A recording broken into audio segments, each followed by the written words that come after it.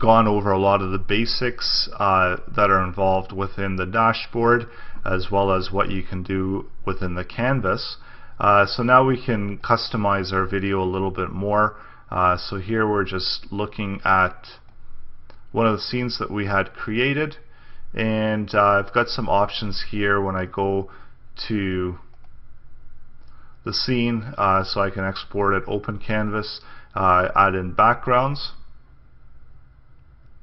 and then there's here an option after the scene. So what you can do is you can make the scene fade out. So when you preview the scene, I'd actually do that on a shorter one. So I'm going to actually just do this one to fade out, preview the scene, and as you can see here, it plays the scene as normal, and it has a little bit of a transition effect. So we're just going to preview the whole thing.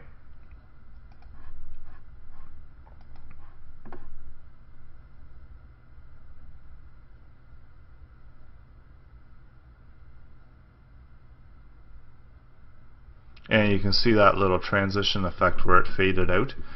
So that does it for a fade shift for the entire background.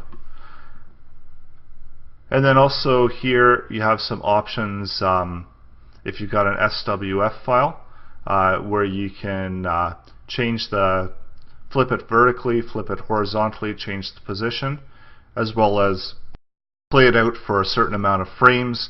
And here you've got some more options here where you can pause at a frame. So you can pause it out a particular frame, and you can pause it for amount of time.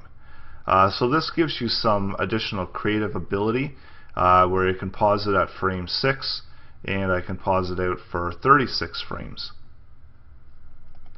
There's some really good options there. It's got default slide length 120 frames. Slide starts playing at frame number 1, and it plays it for 120 frames.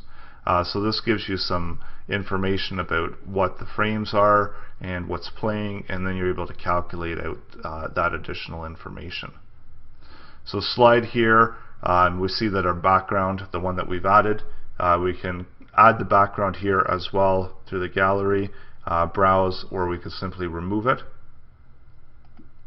That one doesn't have an option because so here if we go draw on previous slide, it's going to keep that background and it's going to draw that the next slide. So it basically is merging the two different scenes together. And then here we have an action before. So this is just whatever actions are taken before the panel. So we have sketch by hand. We're able to customize the hand that's being used.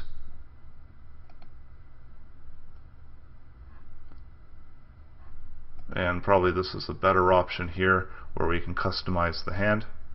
And you can see that the hand changes. You've got overwrite sketch color lines, so you can change the different sketching lines if you want something a little bit different, different types of effect. You're able to flip the hand horizontally as well. You're able to draw the hand under the sketch, and then you have some options here to tilt the hand as well.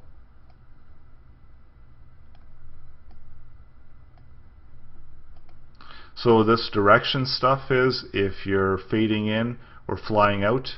This is more for transition.